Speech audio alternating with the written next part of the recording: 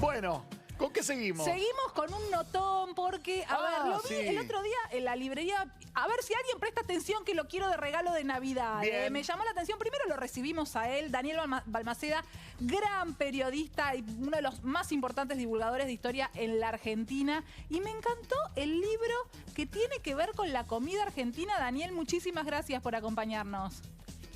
Hola, muchas gracias a ustedes. Hay que pedirle a Caro que lo sume al presupuesto al libro. Sí, para sí. que estén los arbolitos. Es que no hablamos de los regalos, hoy hablamos del armado, del arbolito, pero ya nos vamos a meter en los regalos. Pero es un gran regalo el libro sobre la comida argentina. Es un libro que te atrapa. Hola Daniel, ¿cómo va? Es ganchero y además creo que es como la línea, el árbol genealógico de nuestros sabores. Cuando uno muerde una empanada hoy acá, en realidad se relaciona con la historia de toda la Argentina, Daniel.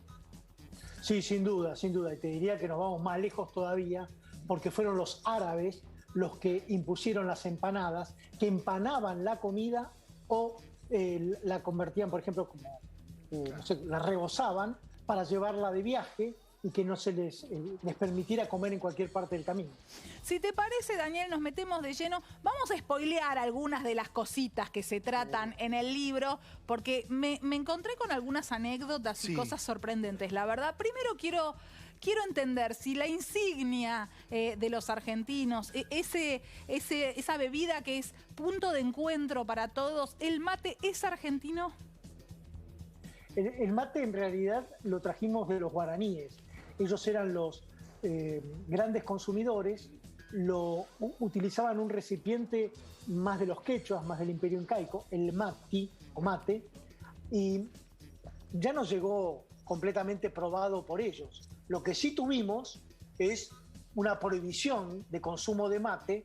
Hacia 1600, 1605, el gobernador Hernán Darias sostuvo que la gente que tomaba mate trabajaba menos porque favorecía la vagancia y que las chicas que tomaban mate hacían unos movimientos con los labios al succionar la bombilla que eran un poco pecaminosos. Es curioso porque pasaron muchos siglos, hasta hace no tanto tiempo, en oficinas muy distinguidas se prohibía el consumo de mate y se habilitaba el café.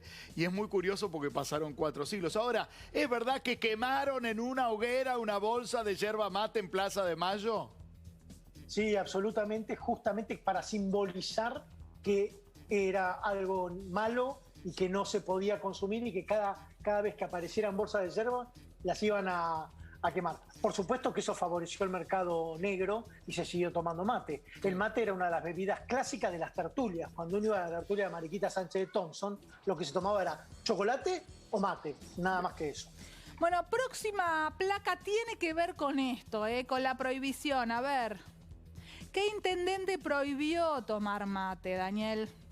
Bueno, justamente, Hernando Arias de Saavedra fue el primer gobernador criollo y fue gobernador durante 3 periodos distintos, en distintos tiempos, y era el principal enemigo del mate.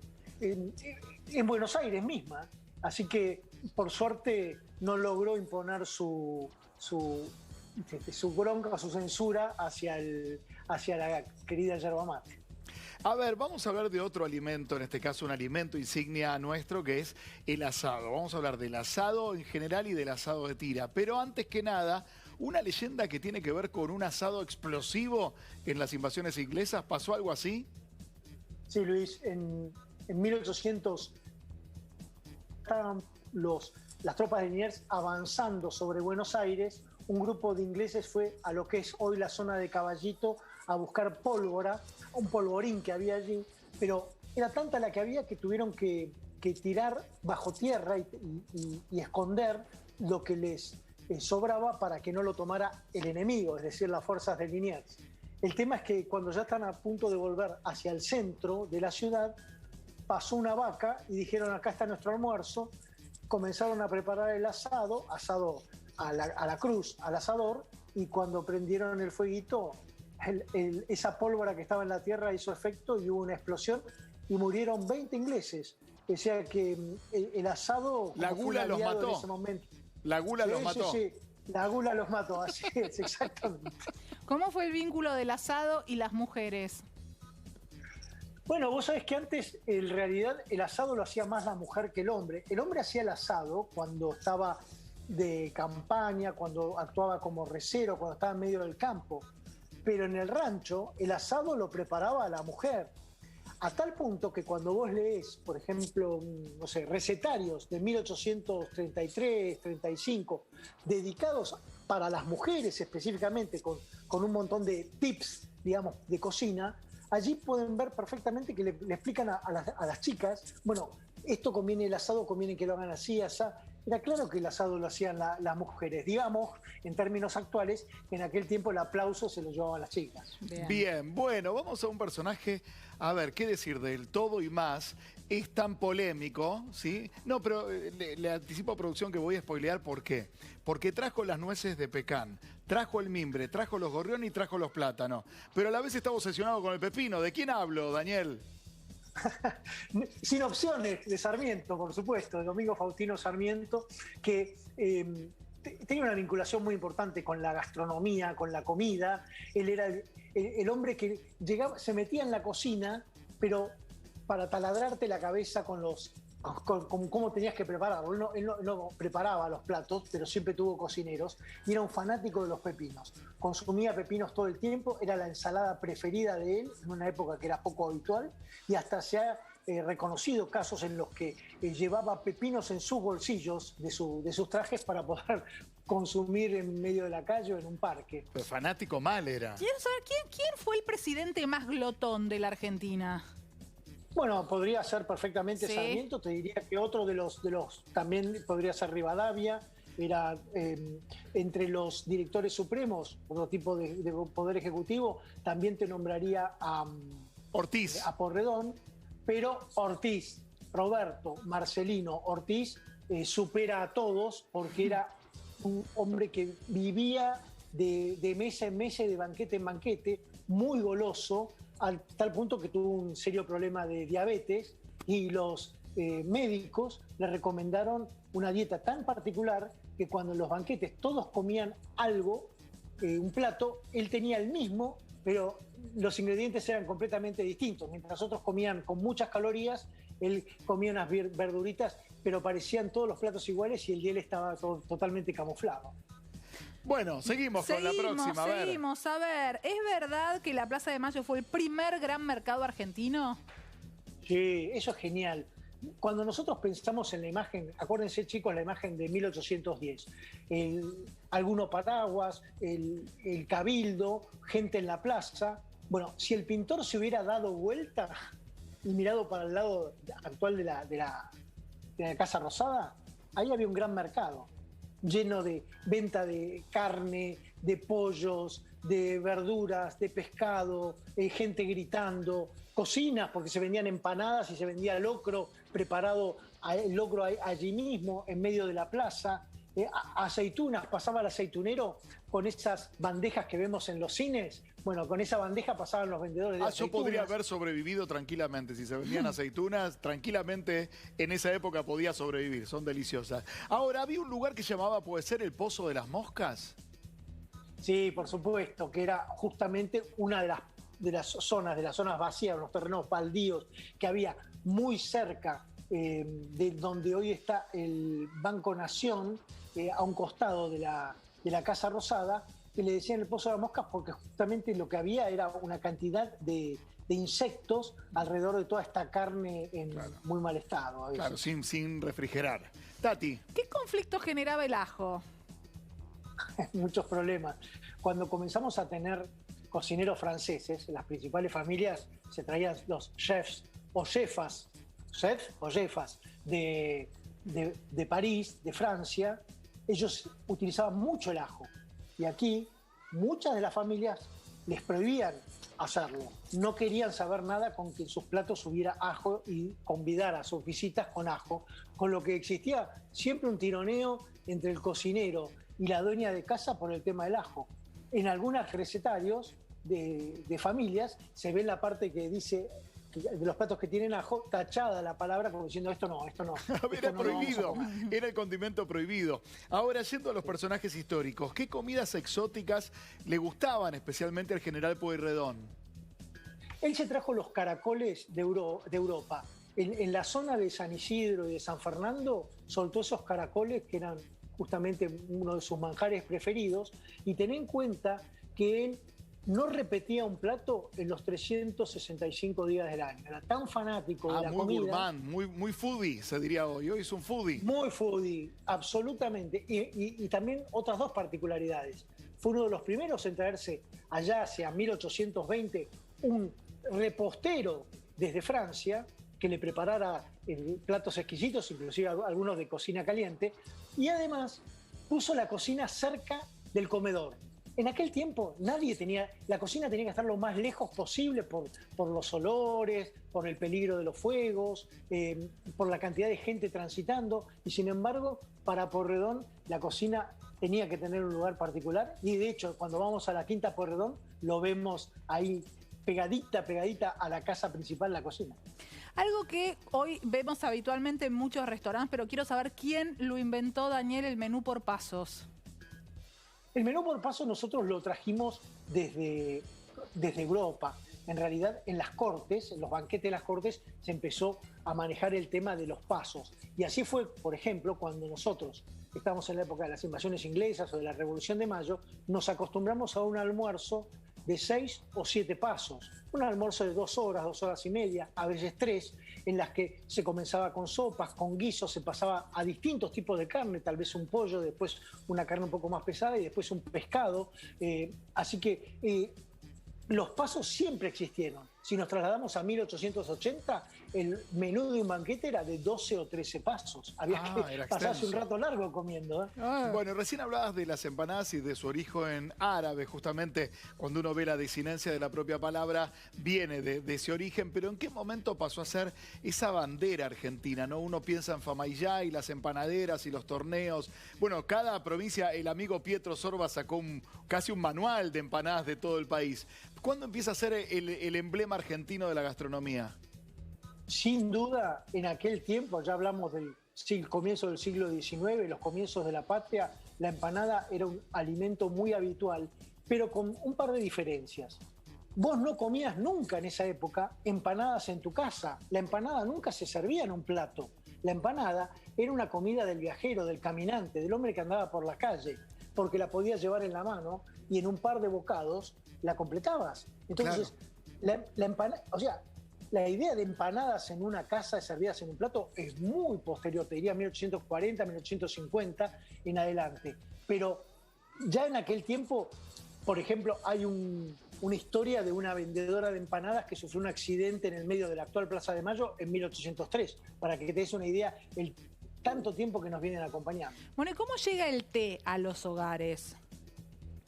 Bueno, por supuesto fueron los ingleses, o mejor dicho, en Asia se consumía té, los ingleses los llevaron de Asia a Europa, comenzó un importante consumo de té y fueron los ingleses los que trajeron a la Argentina. Sin embargo, ese consumo de té primero estaba muy acotado a las familias inglesas, ¿no? Y simplemente ellos lo consumían, hasta que un presidente argentino lo convirtió en una ceremonia, la del té de las 5 de la tarde, cuando se reunía con otros políticos para conversar de temas de Estado, y ese presidente fue Bartolomé Mitre, el primer gran consumidor del té de las 5 de nuestra historia. Mirá, de Mitre hablábamos recién de Sarmiento, más allá de lo polémico, no, para muchos el mejor prócer, para otro, bueno, el que trajo las maestras pragmáticas, a nuestro país. Por otro lado, el de las nueces pecan, pero también, nada, tenía una mirada particular respecto de la Patagonia. Sin embargo, fue el que habilitó la plantación de vid en toda la zona de Cuyo, el que trajo el Malbec, por ejemplo, el que contrató también a un agrónomo francés desde Chile para que cultivara esa zona. Y de Sarmiento te llevo a Borges. Borges, ¿qué relación tenía con el vino? Bueno, Borges resulta que al comienzo de su juventud, él con su amigo Francisco Bernaldez les gustaba ir de boliche en boliche por la actual avenida Corrientes, desde el Bajo de Corrientes hasta el Abasto, probando vinos, probando grapas, probando cañas. Y lo hacían para tratar de parecer un poco más grandes, ¿no? Por esos pecados de la juventud. Hasta que en una reunión escuchó Borges a sus espaldas que alguien dijo: lástima que Borges sea borracho. Y le dio tanta vergüenza que canceló completamente esas giras etílicas con su amigo y a partir de ahí se dedicó a la única bebida a la que más le gustaba de todas, y era la bebida que pedía cada vez que salía a comer. Pero le escribió un soneto, ¿no? Al vino. Le escribió 2 sonetos al vino. Dos sonetos, porque estás muy bien informado. Le escribió 2 sonetos porque lo contrataron de una compañía de vinos. Entonces la bodega le dijo Borges, y él, a veces necesitado de unos fondos, se prendía, y entonces hablaba de Baco y los vinos y la exaltación y el fervor y todo. Pero en realidad en esa época ya había abandonado esas giras por Corrientes, tomando con su amigo. ¿Qué tienen que ver Daniel Rivadavia con las abejas? Y es que Bernardino Rivadavia fue el primero que trajo las abejas de Europa para cultivar la miel. Nosotros, hasta antes de 1835, la miel que teníamos era miel salvaje, era miel sin cultivar, y Rivadavia se trajo 2 colmenas de 15.000 abejas cada una en un barco. Finalmente, no, por temas políticos, no llegó a Buenos Aires, pero se instaló en Colonia del Sacramento, y allí se dedicó a la generación de miel, de nuevas colmenas de miel, claro, y de cera, ¿no? Para las velas. Un fanático de la miel. La miel que consumimos nosotros ahora es mucho más parecida a la que trajo Rivadavia que la que había en América. Se la debemos a Rivadavia. Debe ser una tataranieta de la abejita, debe ser una tataranieta de la época, o mucho más, de Rivadavia. Un abrazo a la gente de Deró, provincia de Buenos Aires, que se dedican a la apicultura. Daniel, te pregunto por una farmacia histórica que acaban de poner en valor y es bellísima en el centro histórico, que es la farmacia La Estrella. ¿Es posible que el mate cocido se compraba al principio hurtadillas ahí? Sí, completamente. Mira, es así. La farmacia La Estrella era la familia de Marchi, ¿no? Los famosos de la isla de Marchi eran los dueños de esa compañía de farmacia La Estrella, que nosotros vamos a acordar los pañales Estrella. Sí. Bueno, todo el algodón Estrella, todo proviene de la misma compañía. Bueno, muy bien. Ellos comenzaron el negocio del mate cocido, que en realidad lo copiaron de las misiones jesuíticas. Porque en las misiones jesuíticas, por esto que te había dicho de que la bombilla, la boca, la sensualidad de los labios de las mujeres, etcétera, decidieron que no había que tomar más con bombilla y crear el mate cocido. Después se abandonó esa costumbre de las misiones jesuíticas, pero los de Marchi la recuperaron, y entonces la Estrella vendía el mate cocido tal cual como lo consumimos muchos ahora. Y en el mismo lugar, perdón, una más, en el mismo lugar, ¿es posible que se haya inventado el primer vermut? ¿O no? No tiene nada que ver. Bastante cerca, porque uno de los empleados era Melville Bagley, y él generó la esperidina, una bebida a base de naranjas amargas que fue una gran sensación a partir de 1864 y que copó todos los lugares de consumo de bebida. Ahí estás viendo justamente la esquina emblemática de la farmacia o botica de La Estrella, y desde allí ellos apoyaron a su empleado Bagley en ese proyecto, y la esperidina terminó viajando inclusive con tropas de soldados a la guerra del Paraguay. Se decía que tenía muchas ventajas para la salud, y comenzaron a aparecer los tragos a base de esperidina, y muchos de los cócteles más patrióticos que se preparaban en aquel tiempo tenían que tener sí o sí un poquito de estas naranjas amargas del señor Bagley. Hoy la exigencia social, cultural, los estereotipos nos piden que seamos flacos, que estemos así como con una cintura marcada, y hay mucha exigencia en eso. Pero es verdad que históricamente tener unos kilos de más era como símbolo de estatus social. Por supuesto, en realidad cuando las chicas eran muy, muy flaquitas, uno dudaba, el hombre lo que decía es, yo quiero tener 12, 14 hijos, y tal vez con una mujer muy menuda eso no lo voy a lograr. Entonces atraía mucho más esa mujer esbelta, fortachona, con muchas curvas, más que justamente las flaquitas. Luego, ya en la década de 1910, 1920, cuando comenzó toda la actividad de las playas y tomar sol estaba bien visto y los trajes de baño empezaron a ser cada vez más chicos, allí comenzó una nueva estética femenina y sobre todo en los años locos, a partir de la década de 1920, en donde las chicas empezaron a usar vestidos más angostos, lánguidos, ¿no? y mucho más sensuales. Bueno, un libro con sabores, con aromas, con historias, me parece que es el mejor regalo para estas fiestas que vienen. A full, Daniel, gracias.